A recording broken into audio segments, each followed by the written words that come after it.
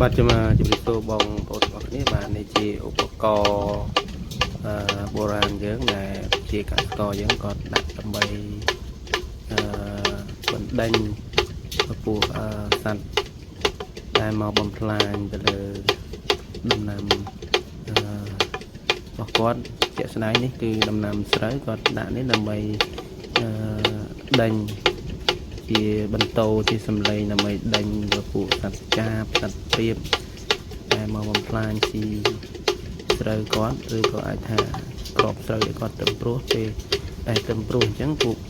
សត្វស្លាបដូចពួកព្រាបពួកចាបពួកអីហ្នឹងវាចូលមកស៊ីក្របស្រូវឲ្យគាត់ព្រោះបាទ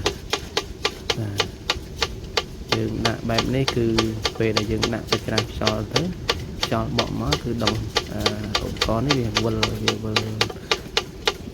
ទៅវាប៉ះទៅលើសំឡេងប៉ះទៅលើគេហៅថា